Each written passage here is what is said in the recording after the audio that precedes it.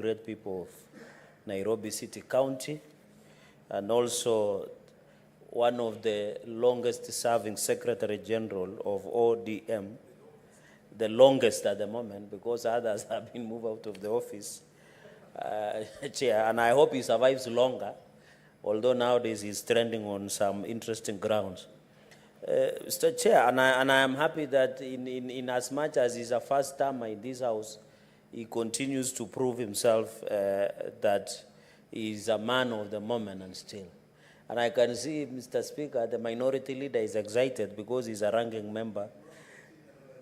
And also is one of the senior lawyers in this country, but not a ranking member like you.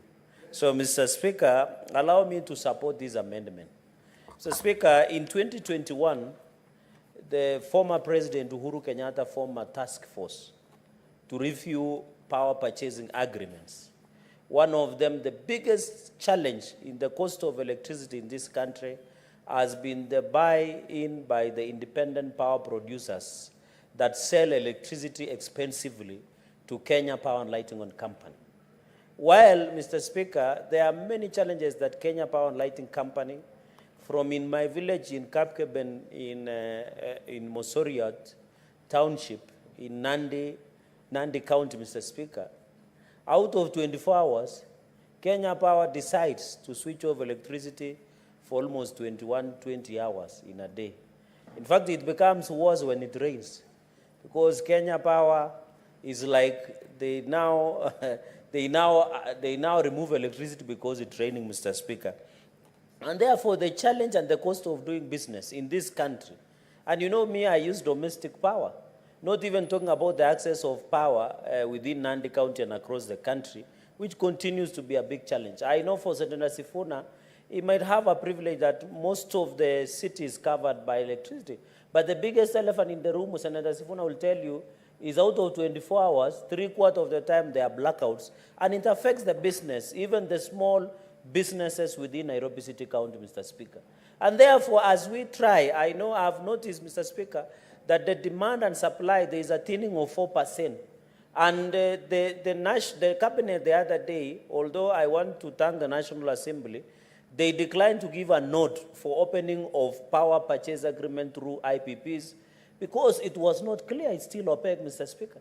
While we agree we need a constant supply of electricity, that is not a justification to buy electricity expensively and in an opaque manner, Mr. Speaker. And that is what the former president initiated through the task force that was appointed to review power purchasing agreements. And that report, Mr. Speaker, was given back on 28 September 2021. Mr. Speaker, in that report, the government had proposed that the cost of electricity will come down by 3%. If that would have come, Mr. Speaker, the cost of buying tokens, be it prepaid or postpaid by customers across the country, by domestic customers, by industrial customers with that leverage that Kenya Power and Lighting is trying to provide, Mr. Speaker, including the street lighting, the heavy users of electricity in this country, Mr. Speaker, apart from domestic users, the cost should have come down by 33% after that report, Mr. Speaker. Mr. Speaker, it was resolved, and I would request that the Energy Committee, which I think Senator SIFUNA sits, unfortunately I can't see the chair of Energy Committee, should tell us that the recommendation of that report, Mr. Speaker, was that within 4 months at the submission of that report, there should have been renegotiations of power producing agreements, or power purchase agreements, sorry, in renegotiating of IPPs because it was very expensive and opaque. I want to request, as I support the amendment by Senator SIFUNA, that the Energy Committee should tell us the outcome of renegotiating by Kenya Power and Lighting Company. And on the issue of power purchasing agreement through the IPPs, what was the outcome, Mr. Speaker? Mr. Speaker, are you aware that there are many power purchasing agreements that remain unsigned? It should have been cancelled. So I want to encourage the Energy Committee to look at this issue because this is how money is being stolen. It is violating under Article 201, Mr. Speaker, where we are talking about openness, transparency, and accountability in financial matters in the Republic. Because if up to today there are PPAs power purchasing agreements through independent power purchasing suppliers to the Kenyan Power, who sell to Kenyan Power Lighting Company, onward transmission to domestic and industrial use, Mr. Speaker, then we have a problem as a country. I think as we support this amendment of the Energy Act by Senator SIFUNA, the Energy Committee should tell us if these power purchasing agreements that were unsigned have been cancelled. And that is corruption, Mr. Speaker. If it works, looks like a duck, then it is a duck, Mr. Speaker, or an ugly swan, as somebody would say, Mr. Speaker. Mr. Speaker, in that report, in line with this, there were supposed to be reforms within Kenya Power and Lighting Company. We are not yet to be told what happened with the investigations into the faulty transformers that were being left here in Nairobi, Mr. Speaker, in the industrial area. No one can tell us up to today what happened to faulty transformers who was held accountable. There are many primary schools, even in Bomet, in Nairobi here, in Nandi, in Migori, in Kilifi, Mr. Speaker, that have perpetual faulty transformers. No one has told us the audit on those faulty transformers, what became of it. You remember Senator Stewart Matsayo in the last session, we raised you and cry over faulty transformers. Up to now, no one has been arrested or charged in court or the fate of those faulty transformers here in Nairobi. I shudder when I think that faulty transformers might have been even supplied to you or to Kenyans, Mr. Speaker. We need to know the outcome. And therefore, the reform of Kenya Power and Lighting Company, because the problems of power purchasing agreements and even independent power producing agreements, Mr. Speaker, is the lethargy, the opaque nature the Kenya Power and Lighting Company has. And therefore, even in that report, the task force report of 2021, there was a proposal that we must restructure and clean up Kenya and Power and Lighting Company management, Mr. Speaker, because they are perpetuating systemic corruption. You do token purchase, the people who are doing postpaid, there are people who are doing prepaid, Mr. Speaker. There are people who do not have electricity. What can you say? Is it not corruption when our whole school or our whole village goes without electricity for months, yet Kenya Power find it's normal? I think it is shocking. And Mr. Speaker, I saw the CS in charge and the good brother of Senator SIFUNA, CS OPIYO WANDAYI, saying that cabinet secretary, saying that Adani is now doing a purchase agreement on that issue. And I think the chair of roads is familiar what we are talking about, Mr. Speaker. They were arguing that the reason they want to improve the transmission lines, it has become old. And therefore, I want to agree with SIFUNA, when you don't communicate the clarity of information, the policy of government should always be crystal clear. Say that when CS OPIYO WANDAYI today says there is an engagement or privately initiated plan by Adani to provide support through even purchase of transmission line through Bomet all the way to Awasi, Kisumu, the improvement of power lines, the pylons are grown, Kenyans to understand. But if you do these things in secrecy, it violates Article 34, 35, Article 201, Mr. Speaker, that Senator SIFUNA, you know Senator SIFUNA and the House, we should not be too prescriptive. The reason we have to make prescriptive laws, Mr. Speaker, and you are a learned senior in this country, having been classmates with Senator SIFUNA, is we have to be prescriptive in this country. We have to tell you, don't do this. It is because of our bad manners as a country. It is because what was it added? It is already in Article 201. Why is this add to make public a power purchasing agreement through IPP? Until Senator SIFUNA tells Kenya Power, no, you must do this, the amendment. That is the bad manners that we have in this country of impunity and corruption, Mr. Speaker. In that report, Mr. Speaker, the report of 2021 demanded that we do forensic audit. And I want to ask the Energy Committee through your office, Mr. Speaker, to tell us these power purchasing agreements through IPPs. There was a statement, Mr. Speaker, and I remember in the last session, there was a statement, an investigation done by this House that showed that you have a local company, IPP, it is a local Kenyan registered company, but is selling power to per kilowatt, Mr. Speaker, to Kenya Power in dollars. Yet it is a Kenyan company. Mr. Speaker, can you believe the impunity that is roaming around in this country, Mr. Speaker? The company is registered here in Kenya. The directors here in Kenya. The trade is domiciled here in Kenya, Mr. Speaker, but they sell the power to Kenyan Power and Lighting for distribution and transmission through in dollars, Mr. Speaker, or in pounds. Those are the people that forensic audit should have been done and be charged in court, because that is public rip-off of a hard-earned money, Mr. Speaker. And therefore, Mr. Speaker, I want to say in this issue of openness on power purchasing agreements, especially through independent power producers, personally, Mr. Speaker, I don't have a problem. We are not saying that IPPs or people do independent power producers in this country, Mr. Speaker, they should not do business. But we want them to do clean business. We want them to abide by the rules and the law of the Republic of Kenya. If I establish a solar power generating company in Kilifi, or a wind energy, and I intend to sell to Kenya Power and Lighting Company, why don't I sell it in Kenya shillings, Mr. Speaker? And that is the openness, the accountability, and transparency, Mr. Speaker. And as the chair of the Senate caucus, and I'm happy you attended that session of open governance, Mr. Speaker, one of the issues, Senator SIFUNA, through the Speaker, was legislative openness.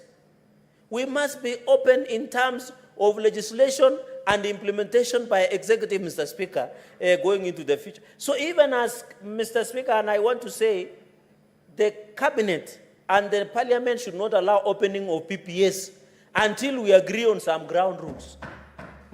Because I can go and register my company in Bomet and decide to tell to Kenya Power in dollars.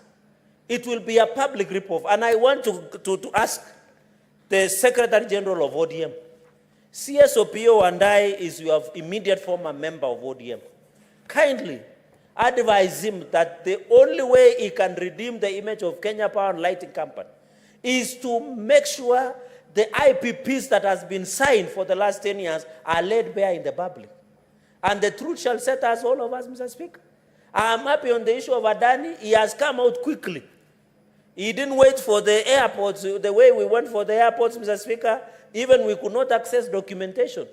We had to use power of oath, power of intimidation, power of coercion for production of documents on Adani JKI deal, Mr. Speaker. And that is why you had the young man the other day on Gen Z protest saying, and I'm happy that young man, he has got a sponsor. He was saying, uwanja wa ndege umeuzwa. Imeuziwa Muhindi, was being asked, umeuziwa nani? And we thought it is a joke. Only when the issue appeared before the Senator Chair of Roads, and I want to ask Senator Karungo Wadhangwa, the way he's standing on issues of Murima, strongly, he should stand on this investigation of Adani, Mr. Speaker.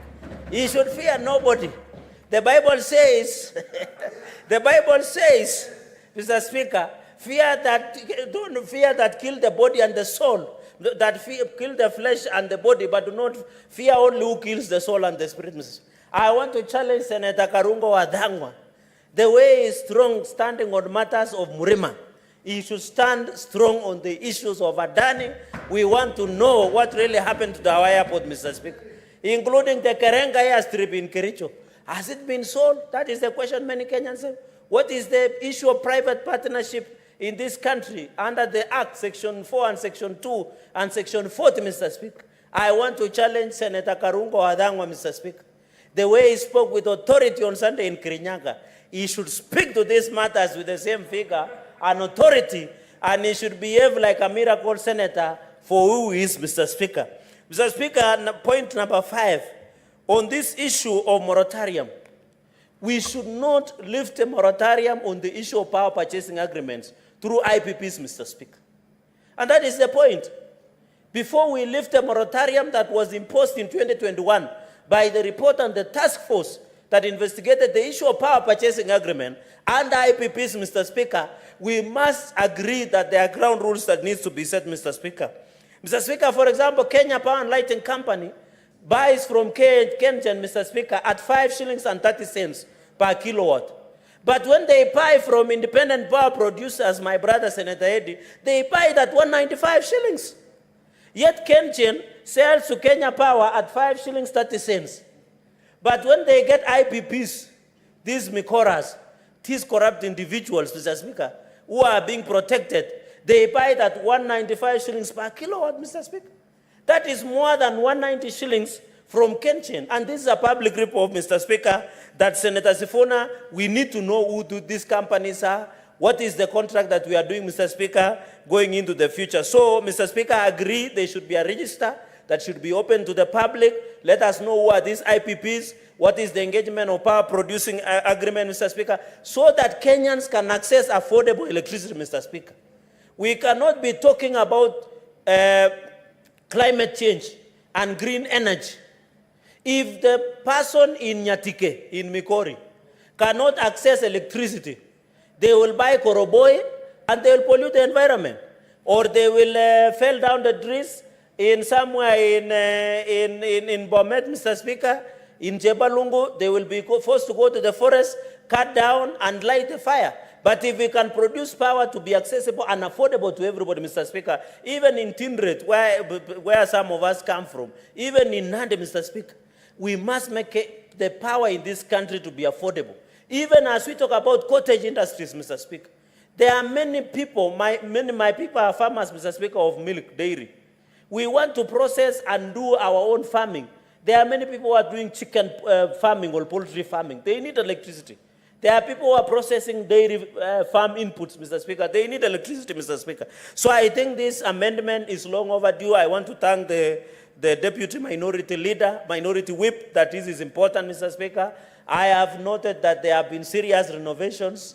I don't know whether it was the cost of the JNC. That is why we have been doing renovations, Mr. Speaker. We are asking the other day that we need to, Mr. Speaker, to be, what do you call these issues of being magnanimous in terms of spending, Mr. Speaker. But we are seeing opulence even in Parliament, Mr. Speaker. The other day, the JNC ran us out of town because of opulence. Now, Parliament, you can see that we didn't need a new carpet. Mr. Speaker, our committees, in fact, I wish the money that was being used to do renovation of paint, of carpet, we should have been given to committees to go and visit Naivasha, CGDC Naivasha, go and visit Wanainji in Kisumu, in Bomet, and ask them what is the challenge with electricity. We should be visiting projects in Bomet, in Nandi, in Migori, in Kiambu. Mr. Speaker, can you believe we don't even have funds as a Senate Public Accounts Committee to visit even Dandora Stadium here in Nairobi, or even visit Toi Market? But we have, Mr. Speaker, but we have money to buy a new carpet. We have money to do a paint, Mr. Speaker. I think as a Parliament also we must have our priorities right. I had written through your office, through the joint services, Bwana Nyandiere, to provide evidence, Mr. Speaker, because we cannot be saying we are oversighting others, yet we cannot oversight ourselves, Mr. Speaker. Is the House aware that the pending bill of Senate is around 500 million? You sit in liaison committee. You cannot do even a public hearing on this matter, Mr. Speaker, even as we go for public participation. Mr. Speaker, with very many remarks, I want to thank Senator SIFUNA for bringing this amendment. I hope we'll very fast-tracked. In the spirit of the broad-based, the President will sign it into the law, and we can be able to discuss the issue of power purchasing agreement, Mr. Speaker, going into the future, so that we can ensure, Mr. Speaker, the issue has been resolved. On the PPPs, I want to propose, Mr. Speaker, to Senator SIFUNA and all of us in 2 minutes, that we need to relook about private-initiated investments in the country, especially under PP, private partnership, Mr. Speaker. We can see the debacle of Adani, both in energy sector and in aviation sector, Mr. Speaker. Let us review the law, even the regulations, Mr. Speaker. Say that when you are doing PIPs, you want to do privately initiated as an investor, Mr. Speaker. There should be the law that governs and ensure that there is accountability. Let us be open as a country. If Parliament today wants to do PPP, let the parliamentarians or the public know why, how, who they are, how is the financing model shall be, Mr. Speaker, so that we reduce this chaotic manner of responding to issues of Adani, Mr. Speaker. Because we have been told now it's moved to health sector, it is moving to the aviation sector, it's moving to energy sector. Please, I want to, through you, Chair, in conclusion, please, I send Senator SIFUNA, kindly tell CS OPIYO and I to be careful on this issue of Adani, because he is still your member, or former member. I thank you, Mr. Speaker. Senator Okech Eddie.